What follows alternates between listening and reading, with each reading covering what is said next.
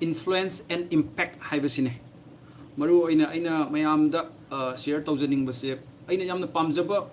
topic haitare identity gi matangda identity aduga influence and impact identity ga influence ga impact ka se si karmaina eikhoi gi life ta kamaina oirakani naha ma oina eikhoi kamaina hingani haibna chingba si se khaji khaji aidum tas tawba ngamna bai hona jage asoiba awat pa kya yaroga su isino myam na ngakpi gani aduga ishorna su already ngakpi na leire ishorna diko ado ngasi se pastor appreciation day ne sing way this church ta su ngasi message se ina piraga lakpune ado nangaroi haina chelak pa se as kari leiram no khangde ngasi je photo dagi cap dagi amda phangda bini ba ngasi se ado as to uchit na chinna photo om phange mama tap tan wang na haire ado itaraga su sidi keno to tare late oi tare haina adum tuonga lakramne. Right, first of all, let me introduce myself. I am Chingkhai Ngamba. Aigi leifam se ai kasar dagi ni, ai Manipur dagi natte, adubo ai sama maitai ni, ai Delhi da leijeri hojik, aigi icha ani leire, nupi ngakta ni, nupa isorna khara potha ko hayo male nupa se, aduna nupa di laktri. In future, lakpa yae, adubo aigi nupi da depend tawre. Mana di yare ate yang por si haire ba, khut thangat khre ba. Adu angang miang katang na poko yadamina ay su khara honor taw tab ne. Anyway, ngasi siga ngasai yaw khiba eikhoi gi brother Stephen haina ma yaw ri se aina invite taw bane ma se personally ma kasar da gini hojik su kasar da leye ma se aina dum yaw ro ma su naha ni na noi naha gi matang da share taw gadam ne adum taminasi haina mangonda aina personally invite tawraga yahol pani eikhoi gi brother Stephen se pare ado let me start hoi eikhoi sigai sida han bada aina mayam da dum hangjaning base eikhoi khuding mak believer ngaktani ko se yaw base non believer di yaw bibra non believer hai taraga di jisubu losan jedriba natraga baptism lodriba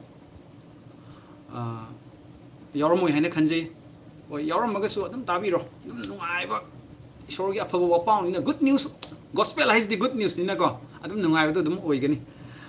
pare aduna ngasi eikhoi sumaina punba se aina sige for the first time aina sige ngangjaba se it is not an accident aina hygienic ba se adu ichi no mayam na su ai for the first time ubi ba si su it's not an accident isor gi plan amani isor na ngasi se blessing karigumba khara aina su nakhoi dagi logani aingonde su nakhoi na khara ngasi logadaba matam ado isorna achawa matam pibibani haibase ihan da eikhoi thajaminasi aduga makha tarak pada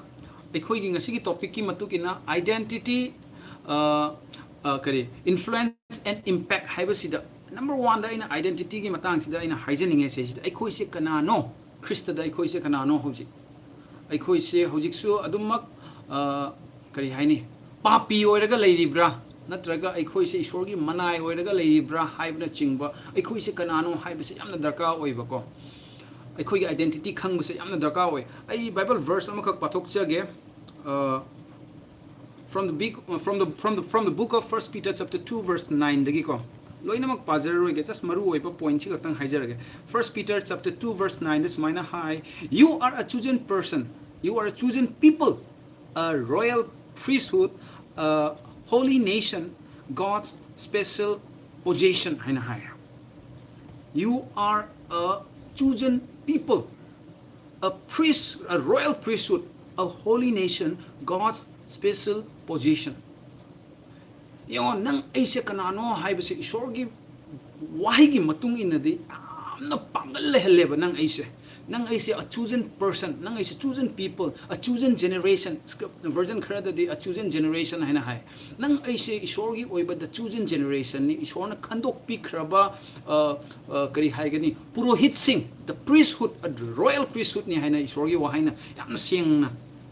takpi duna leire adu khakta natana God's special possession haina hai God's special possession hairakpa matam the possession haise kaino aina karigumba pot ama yam tangna aina possess to aina thamjaba ko asi se position ni bako asi se nang aise ishor ge ekoi gi scripture khara da su ekoi asi gi matang da yam phajana ire ado scripture ai loina mak ti chalaroi ge just maru oiba ama ni khak tas tawraga ko dum makha dum taminasi ado ngasi number 1 da ina si haijaning base nang aigi identity se nang aise kanano you are the chosen person aduga bible gi matung in topo scripture khar gi matung in when we look at second Corinthians 5:21 da gai khone jingu matam da for God made Jesus who knew no sin made a sin for us so that you and I become the righteousness of God in Christ Jesus haina hairiba Khrista Jisudo pap sungkhang khangjadaba Khrista Jisudo nang aigi mahut sillaga aigi pap ado mahakna oikhre papi oiba nate pap ado mana oire adugi mapal dagi nang aise dharma chenba oire haina hai the righteousness in Christ Jesus dharma chenba haiba se it may not be the accurate translation adu oitaraga su righteousness haitaraga di kamai haigani achumba asengba ohenbire haibani bako nang aise righteous ohenbire haibase dharma chenba haitaraga di ngasai gi religious rom da su chatkhiba yabagi chance lei bako aduna asengba achumba ohenbire hairage adu oitaraga di hena sengani ekhoi se according to 2 Corinthians 5:21 haibi base aduna nang aise ngasi kanano eikhoi se isor gi punumak ki nusiba macha su oibire adu khaktana tana eikhoi se God's chosen people oirabane sida yawi ichine na khuding makse God's chosen people ne nakhoi se priest ni haibada kari haini lalaroi haibatare ko ichine se it is not because how good you are it's because of how good Jesus is it's because what he had done at the cross of Calvary for you Jesus Christ tagi loibi khibagi thabak adugi mapal dagi nang aise ngasi di asengba achumba mioi do ishori macha do oirabane adu makhata na mukasu yengminasi ko Jesus Christ na akhoi gi Matthew chapter 4 da akhoi yeng matam da Jesus Christ se akhoi phataba line laga maun da kari haitare tem to dagi taweba ko them dagi tawreba akhoi gi wilderness da puthoga akhoi mayam puno khangbiramne Matthew chapter 4 da adu Matthew chapter 4 gi hauram dai gi just Matthew chapter 3 adu gi just mathak ki chapter do Matthew chapter 3 gi last line do akhoi jeng pom tam da last verse do yeng matam da kari we have matam da dudai du da Jesus Christ se ising da baptize lawe mase ising da baptize tawre ising da gi hawlak pa matam da sarga da gi mapagi kholaw amalae mapagi khonjel amalae ko mapagi khonjel sina haiba se kari hai this is my beloved son in whom I am well pleased haina haiba this is my beloved son in whom I am well pleased khangminasi ko sigi line se masi aigi nungsiba machanupani I am well pleased mana tawbo khuding makta aina pele aina penbire haidun leire isrogi wa haina adubu right after that scripture adugi heck scripture do loibaga makhata na yengakpa matam da khoi kari uwa phange phattaba lies na lae jisuda them da gi tawre jisuda thema matam da phattaba lies na kari hai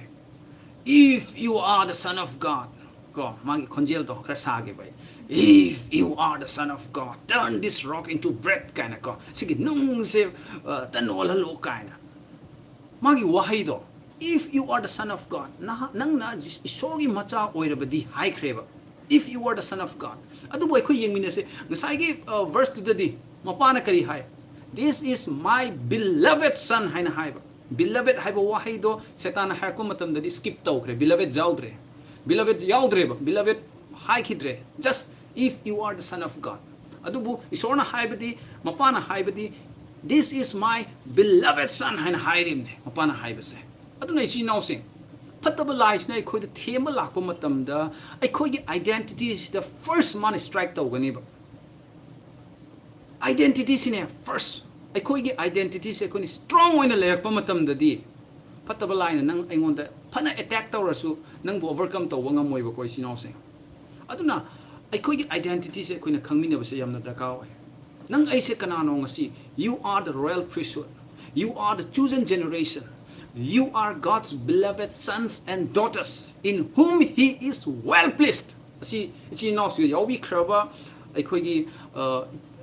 kari hai ta isor gi macha nupi sing macha nupa sing khuding ma isor na punamak te yabi khraba macha ngaktani haibase I would like to kari remind tawjaninge ichi no sing dang si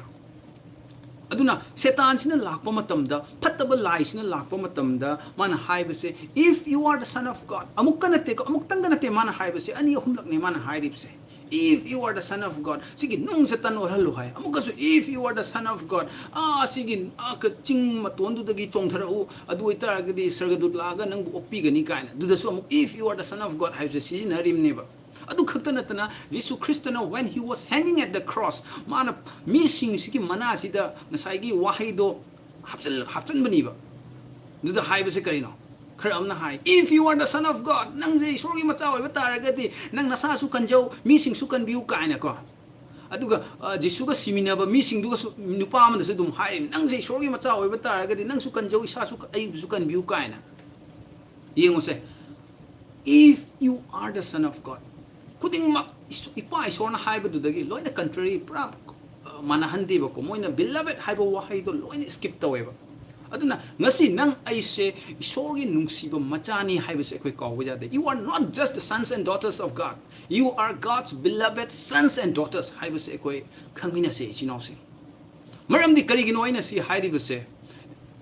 mikram hangba jaiba it was talking about Jesus Christ it was not talking about you haiba jaiba adudi jisugi maramda haibane ipana nangi maramda haibana te egi maramda haibana te na dudi hairpa matamda ekhoi gi Paul na kari hai Galatians chapter 2 verse 20 da kari hai I have been crucified with Christ it is no longer I who lives but Christ lives in me haina haiba ngasi ai se ai natre ai dudi Khrista ga Calvary cross simina kre ai sidi Khrista do ai gi nungda ngasi di lairabane ai na hingi base I'm living like Christ haiba yare ngasi di and because of that isona jenga pomatam da nang se Khrista oina uiba Khrista gi fijol do se chalaga uiba ko nang aisa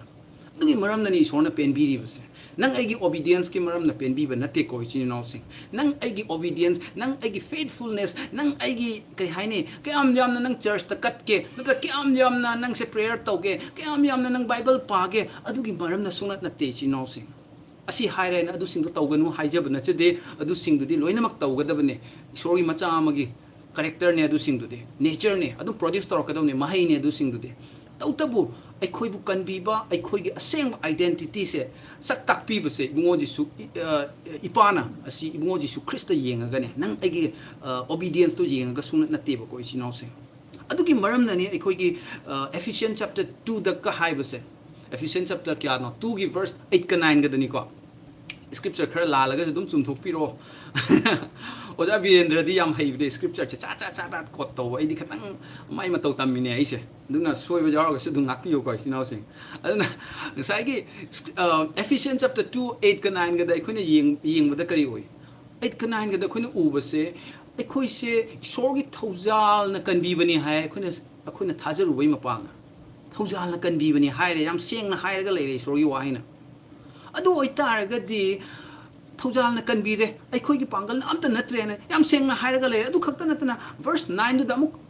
yengba matam da kanana su napal to da sanu no one should boast haina hai ba ko it is not by your effort nang ai gi thabak ki mapala na te nang ai gi hona jaman na te nang ai gi humang mamal na te haina hai re ba yam seng ne sor gi wa hai da anu wallet na bni ko si se it is a gospel hai tar ga anu wallet na bo oidori ne the entire Bible aikoina ngasi pari ba entire Bible se si se loina ma gospel hai tar ga di la le ba it contains a lot of bad news it contains a lot of good news asi akoi khangmina se we should learn how to rightly divide the word of truth akoi gi Timothy da hai na ko Paul na yamna chumna isor gi achum wahai ase khaidok patamu yenthok patamu aina rightly dividing the word of truth haibado aduna Bible sida yaw was say ekoi khuding mak ekoi it is for our good it is for our correction it is for our to make us discipline loin lekre si se tautabu the whole Bible is not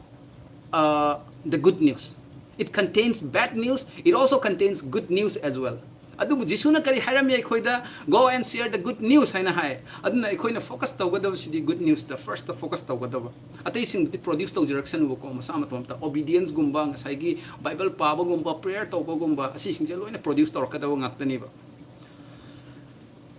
makata na ai hajar ke hujik Ephesians chapter 2 verse 6 ngasai 8 ka 9 ga paja gra aduna ta 6 ta ekoi ne yengo matam da kari hairi sai siga Ephesians chapter 6 Ephesians chapter 2 verse 6 asi sa iyang paning nga ipalsarake Ephesians chapter 2 verse 6 Manipuri de chino sing na paning ba yor de dum pabiro ai se Manipuri Bible se ngon da lei tre ne som ka da lei khre ai se lat pa yam na Manipuri pa ba si so Ephesians 2 gi 6 se if anyone can help me reading Ephesians chapter 2 verse 6 in Manipuri NKJV des maina hai ko He raised us up together and made us sit together in the heavenly places in Christ Jesus. See the haiba say, sit together in heavenly places in Christ Jesus. Ephesians 2:6 the high. Am the kanjing si ko siga high say, sit together in heavenly place in Christ Jesus. Heavenly place in Christ Jesus. With Christ Jesus nate ko. In Christ Jesus, with Christ Jesus, hai taragade aiga brother Jayanta ka famina re haiba jaiba. Dubu Chingkai is sitting in Jayanta harak taragade katang farak tadro. Kari artha oine dude. Sida the Bible sida haiba sidi sit together in Christ Jesus hairiba in heavenly places to the. That means eikhoi na ngasi taibang panda leiriba se. Eikhoi na leiba matamda taibang panda leina. We are sitting in heavenly places in Christ Jesus. Yesu Khrista ga punna phaminari bani ngasi se. Punna hai se Yesu Khrista gi mathakta phaminai hai baga chap manaram ne. That means we are just like Jesus Christ when Father looked at us. Ipana mathakta gi yengtharakpa matamda eikhoi se mahaki amatta ngaira machanupa gumna uribne. Adugi maramna eikhoi se isor gi apenba oiribani ba ko ichinaw se. That is our identity. Adu khakta natana eikhoi 1 John da kari hai as Jesus is so are we in this world haina haine 1 John kiano 1 John 4:19 dra oirangani du 1 John chapter 19 alamdre 17 oirame 1 John chapter 4 verse 17 this maina hai love has been perfected because as he is so are we in this world. Yung sa sige si the high it is a present tense ni hauti hauti ki matang da high rim ne eikhoi na heng si lor ga sarga da chalaga Jesus Christ ga phamina bai di matang na nate ba ko as Jesus is so are we in this world kai hai no si se Jesus Christ na hauti hauti lei ri ba gum na hauti hauti Jesus kadai da lei mapa gi yet thang ba da matik mangal ga loina na pham ga lei ne ngasi nang ai su taibang pa si da matik mangal ga loina na lei ri hai ba si thajami ne si chi ne naw si hoi mapan lom da di ai se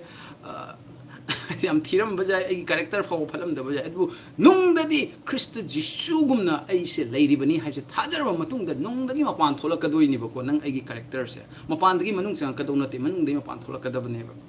adu gi matung da ne ai khoi se kai hai tare isor gi matik mangal ga loina na ai khoi ni hingba ngamak tori se isor gi apam ba aseng ba naha ma gi punsi yamna fruitful oina mahiya na ai khoi ni hingba ngamak ka dori ne chi nau se. That is what the Bible says. Nasagi sit together in the heavenly places in Christ Jesus hain haijabdo. Asini eikhoi gi asengba characters there. Bible da yam yaukre sigi matang da ko. Asi khakta natana khoi kainol gi yenguraga su kya da no 2 Corinthians 5:20 da khoi yenguraga su we are called to be his ambassador. Isor gi ambassador. Sarga gi ambassador haina nang aise kaubiri ba. Ambassador haibase karino ambassador haibase jisubu mahut sinba mioi ama oiribane yango scripture mayam sina support to base karino you are just like Jesus Christ ngasi nang aina se siga ambassador ama oina Khrista gi ambassador mahut sillaga leiba matamda example ama pijage eikhoi se karigumba India da eikhoi atopa country gi embassy leina ko embassy du ga thabak to mi se eikhoi ambassador se dum hainei na ko ado haiba ambassador se atopa country gi India da leiba Delhi da leiba se haiba missing si gi darkar ta ba pot sing to loina haiba country du gi magi respective country du na loina provide to bi ba ekhoi gi Russia gi embassy Delhi da leiye for example niko ado leiba matam da Russia gi ambassador du gi every small even sangkak pa gi phawba kaino na pinong gani ba Russia na kaino kari hai tare support to wiram gani ba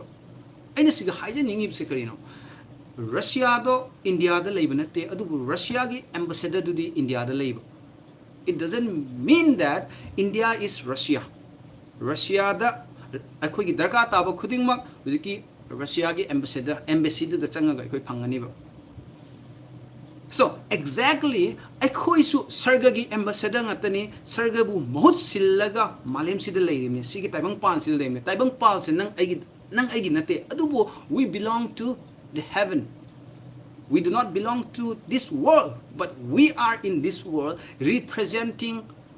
the heaven, representing Jesus Christ. Aduna nangi darkar tawa kuding makto sargadagi ipana loina provide to birakani haibasine chinosing. So let's not worry about it. Nasagi ambassador the PB to magi respective country duna. Adugum na PB ganiba nang aigisu chinosing. Because you and I are the ambassador of Christ Jesus. You are the chosen generation. You are the royal priest. That is what our identity is. Identity ki matang da isori wahay na big tan na leire sa isi Paul ne iwa wahay da yengu taraga de big talle. Aikoi ki identity ki matang. So I'm not going to all of them. Adubu aikoi khangminasi nang aigi achumba identity sidi isor na puno makti pela ba macha sing ni penbira ba. He is well pleased not because how good we are, but because of what Jesus has done at the cross of Calvary for you and I today. Next up, I know identity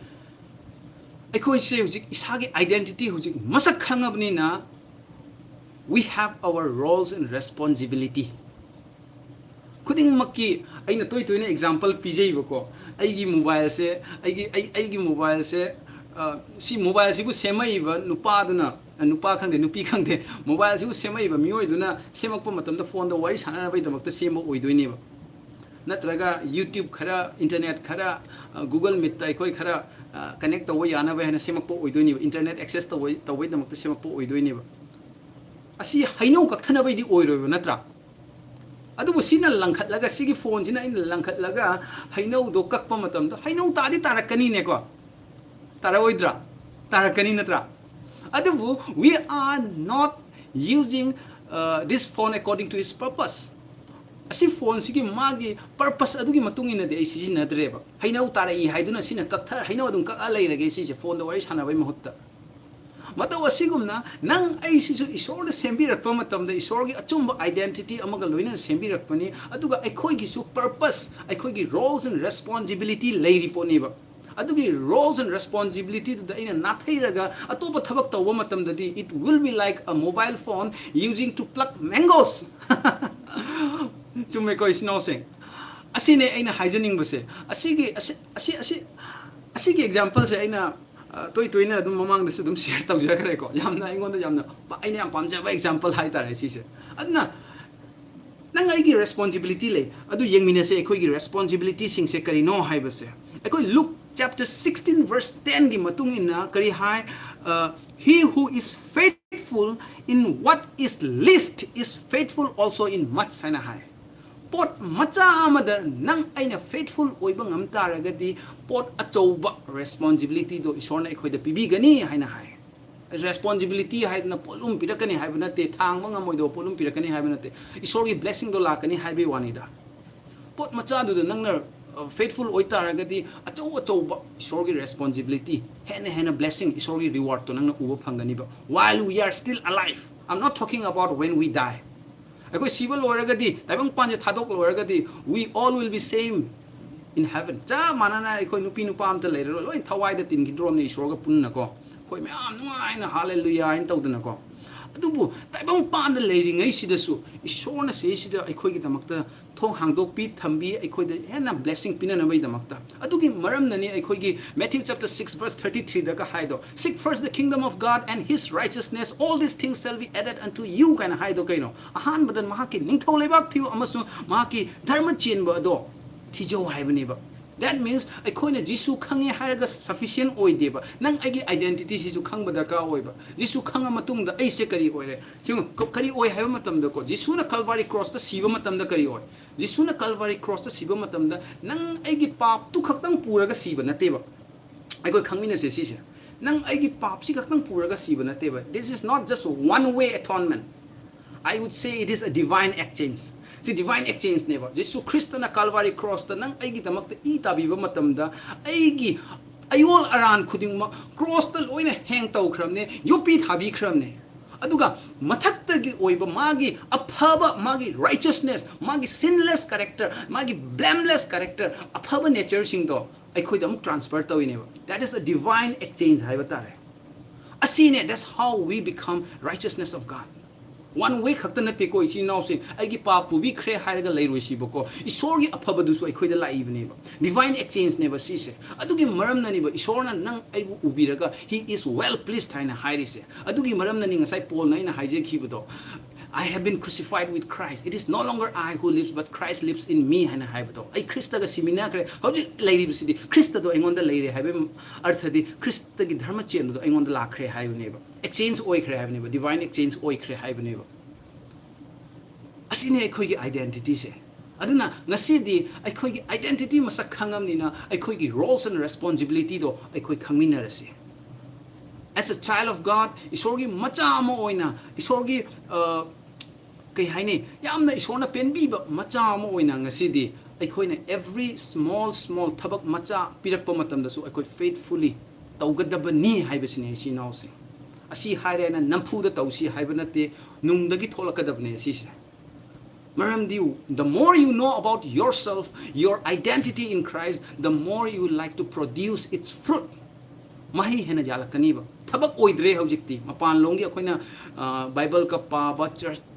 church ka ka wa toina aduga kare hani tight ka kat pa asi sing se thabak natreba these are the fruits of knowing who you are in Christ Khrista dan ha Kanano habase khangaba matungi mahai ngakne asi sing se asine ina haijening bose ngasai Luke chapter 16 verse 10 da ina panja khare aikhoi every small task that so faithful oina tominasi even akoi khuding mang asi the believer ngakta oibanina I believe that all of you are the part of a church amagi member disoidna oibiramgani adu nahak sai gi church ka ba matam da su church to the faithful oina laise akoi nganna church ta yobuga tamsiba that is the fruit of your true identity church ta nganna yosi church ki timing da yosi aduga nauna lakpa mibu welcome tausi ha ke haini isorgi phajaba isorgi nungsibodo produce oirakadoi ni bai si nause adu nganna laga chauki thaba ka yaudoi ni as a youth ama oina chauki thabi ga dabane loina ma chauki tharaga every chauki khuding makta aikhoi Neha nang gidong kan mute to bio na gido mute open to re Neha mute tom to bio admin na mute ang bayang ni ko. Sasa po nang adon sambigi gira ang tangi. Hoi. Admin na su yagum to ne ai khang de ko. Hoi. Oja continue to bio ja. Sorry. Hoi, no problem. Adu na aikhoi as a believer isorgi macha ma oina ngasidi nangai se isorgi macha oiramni ko manai gi wakhal se koi thadok siba ko nangai se manai oidre not even you are a sinner now mikram ni yaning da yai ko aina you are not a sinner harakpa matamda adubu aina haijening buse isorgi wahai gi matungina di you are not a sinner anymore nang ngasidi blameless as Jesus is so you are in this world ngasidi oirabani Khrista Jisu gi mapal dagi aduna ichi now sing ngasidi don't live like a sinner papi amagumna nang se papi ni khanta ragadi you live like a sinner adu nang se if you believe that you are righteous you will live like a righteous afaba thabak torakani nang that is your true identity asine ichi no sing ina haijening bose aduna akhoi church ta nganna lakani matam chana yogani church ki table church ki chair sing chauki mayam kai do ekhoina phajana thabi gani church ki chauki do khut thamaga khoi pratna tawgani sida laga phangga deba mi se hena bor phangbu oisanu isor kaina ekhoina declare tawba you have the power you are no longer an ordinary person anymore nang si icham chambo ordinary person oidreba ngasidi because of what Jesus has done at the cross adugi maramna ordinary person oidrebne nahak ki chinba na haidorok pasing do it will happen asi thajabiyo chi now se aduna ekhoi gi chindagi haidorok matam da su yamna phajaba aphaba mibu blessing to ba yaba wai khakta khoi haiba se ekhoi tamjasi because that's who you are adune nang se nang aigi character se nang aigi asengba identity se ekhoi humble oigani ko and we will always be available for the body of Christ. Isorgi macha singi ngasi eikhoi se tili se naha ngaktane naha sing sigi marakta mi kharamdi se se thabak tawna ba yaram bajai kharamdi exam prepare tawraga honaram bajai kanna kharamdi exam tharaga pass tawba ngamdraga pukning hanthaba su yaram ba su yai ba ko ai khangde adubu aina sige chinaw sing da haijening ba sidi don't discourage adu khakta natana as a body of Christ amaga encouragement tawsiba ngasagi job na awaba taba matamda magi mamanaba ahum khak laga oina tenana mangonda condemn taweba nangna du toramgani nangna du pap toramgani adugi maramna nangna wari ne kaina job ki mamana humdo last job na kari hai noi sidi ai yekna bana bu hen phagre noi dagi hen hai bani ba job na duna marup oina tina taragati aikhoi se we should know how to encourage discourage tawba nataba moibu discourage tawdabida isori wahaina moibu encourage tawbiba we should know our root aikhoi se kamaina isorna khandok pi ye haibase aikhoina khangminasi ba ngasi sigati libai chinaw khuding makse we are all equal in God's sight isorgi miyang dai khoi khuding amata ngaktani Khrista Jisugi mapaldagi kharana amana khara wangba amana khara nemba leiteba ngasai oja jen ta pajana sei sakta khare nei khare mana adubu it doesn't mean that God loves him more than he loves me. Ishorna mangonda na hena nungsiba nate ba ingondagi. Ako chap manana nungsibiri ni ba ko chinaw se. Asi khangmina se sidai sida wa sungang angjedri ba chinaw su darong mani ko. Nahak pu sunai na haje ningi ba se. Ishorna nahak pu su adukki matik nungsi hai ba se chap manana nahak ki damak ta sune Jisu Khrista na sibi ki ba se aduki maram na aikoi khuding mak se ishorgi miyang da amat ta oi bani chinaw se. God loves us so much. Aikhoina pana phaba tawrasu isorgi nungsiba hengakadaba nate aikhoina pana phattaba tawrasu isorgi nungsiba hantarakadaba su nate ko. Now it doesn't mean that I am giving license to sin. Ai pap tawro haijaba nachade ko. Maru oina khangadabdi aikhoi identity se khangminasi identity khanga matungda aikhoi gi mahai yan khalak toimne aikhoi gi responsibility se yamakadori ne. Aduga always contribute your talent. Ishona nang ay se kauthokpi ba mamangi nomaijing da aikoi brother Jayanta ne kaine aikoi punba matamda idum hairap share tawjakre sigi matang sida aikoi isorgi calling aikoi khuding mak se isorna calling aikoi se kauthokpi bne isorna asi kaugum se sinau sing every individual has God's calling. Every individual khuding mak se isorgi calling lai biri ne oi feel tongan ba jai different area da ko akoi brother Jayanta mana padane sei sayang asi ai brother Jayanta jam toy palis ina mabu khangbo ine atai de ai personally khangjedre ba ko dugi maram na ni ngakpi gani hena ai toy yarok ta ga hena khangakani sister Christina de khara uba hogale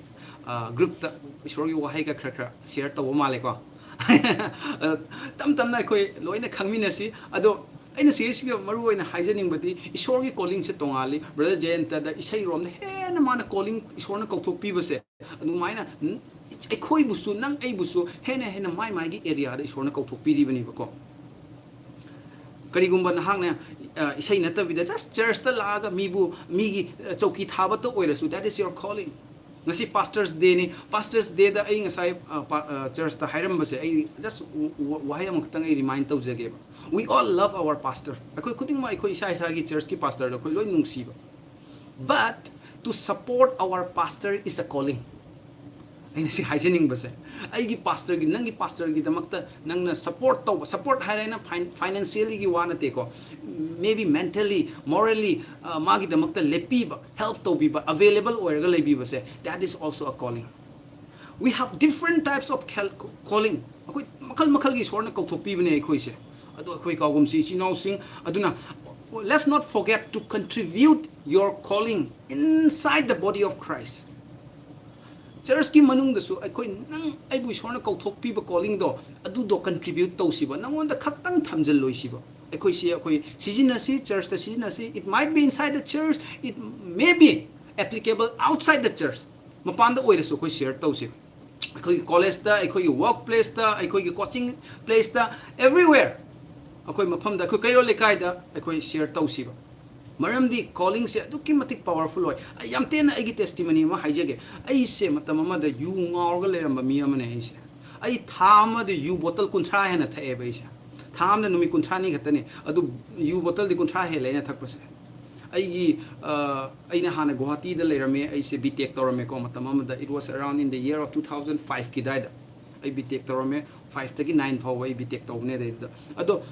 adugi matam da ai hostel gi kangkha dei phang base more than 30 bottle phange ai khoi gi bottle lowa lak pa nupa dong nak pani ba tham da numi kunthra ni khak lei ba nang na kunthra hen bottle je kai de no hange ngon da adu khakta natana ai yamna churup pamba mini I was a chain smoker I chain smoker khakta natana I was addicted to marijuana ganja yamna thakpa pamba mini eikhoi loose motion ka tawraga mi di hidak chai ai di hidak cha de ganja khatang thakradi ai loose motion phai ai gi oina adu ki mati addicted adu ki mati pama me ba ise ko matam du da ado aina siga haining ba se kaino ai gi pangal na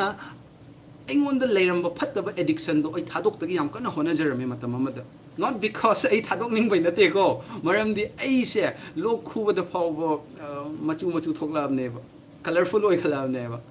phattaba na ba oirak pa jaba gi chance yam leiram ne doctor da di yenghan ba ki ba ise oirama daw ne kari gomba ma ado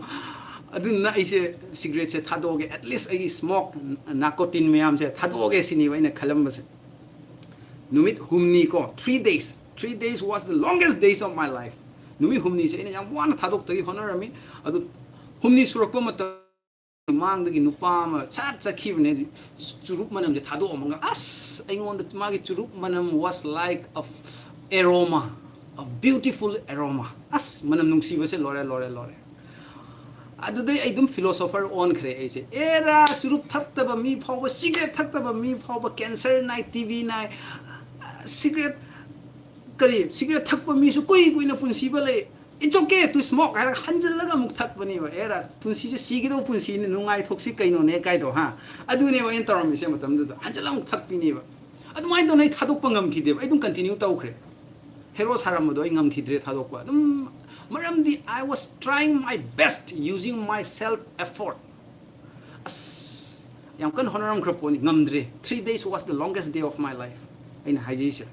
adubu one day when I visited one church in Delhi day church am visit tawi adu dei idum tension lage wari se sister amane sei sei ko special number am sei sei akoi mayam na ju khangbi ram yamna ari bai sei do o tai bang miyoi bana so ne na han hai bai sei do ai sak pai ti oja je enta di fan sak tara kani adu gi sei do sak e ba ko ma salak pu matam do direct aingon da sak chalak pai type ta to we one the church manung si da as ai je khangam dam ne ba du sei do nangi hakchang na di nungai thok thawai do na di kap tu na lei kana yaw ne sei gi lyrics tu da a cha mana khre aingon da pa na pa le ba ma se ma gi sei do na ai se mit gi pi or tar mamang si da pham ban mamang ani su ba si mamang wai da si da pham ban church ki mit gi pi si or tar ai se khangam re se church manung da pham ba se adu ikai ne mi na ai se kap pe hai ne na ai su church ta ka thok ta na ka ni ne ikai na kok se nun thar lei ba si dei khang khang na jisu Khrista gi cross na mang da ai se changa ai gi mai gum na jisu gi cross na la ai ngon da kok te na khong bo thing biram ba ne matam du I still had my cigarette packet in my pocket ai gi pocket ta cigarette packet yawrim ni ko adubu jisu na sokpiramba jisu gi cross na sokpiramba mikup tagi di sinau sing it was a turning point for me kudak ta is a turn toroga lakreba from that very moment I hate the smell of cigarette I hate the smell of alcohol I hate the smell of marijuana ngasi dagi it is more than 15 years now I sung sok sok tre amu khana sumamai lesson tre I never turn back it is not because of who I was but because of what Jesus has done at the cross of Calvary. Is now saying, asina ina haijaning buse ko is now saying, I ko isi the yori be now kuting mak isa gi talent lerangani. Your talent, your calling is an answer to someone's prayer that can change someone's life. Aduna isa gi calling se ko tarai na loroi si. Nasa isa gi calling se eikhoi kari haini eikhoi serpent to watam si ba eikhoi se thohan si ba eikhoi se multiply to si ba hena mahayalan si ba chi no se aingon da leba talent to ina season da with the kankha da tham ki tar da kanadre adugi maram nani pol na kari hai work out your salvation haina haiba do nangi salvation do work out to he is not talking about work for your salvation haiba na te salvation do tanana bai thabak to salvation phangna bai thabak to haina te ba nangon da salvation lai khiba do adu work out to haiba ne ba nangon da khulai pi ba do adu do thabak oina pangthoro haiba ne ba duna nang aingonda isorna pibi khraba khudol nang aingonda isorna kauthok pi khraba calling adu do eikhoi ti hujikti thabak oina pangthokse because you are the light to the world asi taibang pan bagi nahak mangal ni taibang pan bagi mangal ama oina nangi mangal lo kangkha da thamoi si chinau sing that is your true identity mahi yan mine se eikhoi pana sange ina ngangkhlei se ado aise khra microphone pamba mine haiba tare ngang khra di lepning da minute ni phu henjela ma le ina ngangkhlei se insai time set taw ne adubu ayam sangjara roige mathang amuk invite torok na bai ko nata taraga di asinu pa ha si oja si am sang ngangi haina amuk invite torok tra di ko aduna I want to have connected with you na khoi ga connected oirega leiningi yamna nungai je ichi now sing Bible pabi khiba isorgi sei sakpi khiba worship lit to biba program bu lit to biba ichi now mayam isorna hena bor pibi bo oisano aduga hena maru oibadi let's know who we are in Christ eikhoi je kanano haiba se koi khangminasi aduga eikhoi grow tongminasi let's not behave like a sinner let's not be akoi humble oirini kaina I am not worthy kaina I humble oirini na I am just a wretched sinner kaina haibigano that's a false humility chinau sing that's a false humility let's focus on our true identity the more you claim on your true identity that's the true humbleness adugi humbleness to ni sona pambase nang aiga sengba identity do hingbadu da ni sona pambase aduna tataragadi it is like belittling the work of Jesus Christ jisuna tobi khibado aikona kari su oina khanbidaba magi cross ki pangal do aikona kari su oina ubidaba gumna akoi chat khrani chi nausi asine ai mayang mafamda aina haijening base thank you very much matam pibi bagi damak God bless you si harga ai matang asi solution jarage thank you God bless you Amen. Thakachari oja. Ngasi mayam haidinga ailitena bol from wirangani bol from numit ado wirangani haidina haijege ado ekoi loshilakui matam sida mayam prayer hana tawthoase aduna mayam ki prayer request leibiragadi prayer requesting do habatang thakatpiraknaba haijege aduga oja da request tawjagada use ekoi aroibagi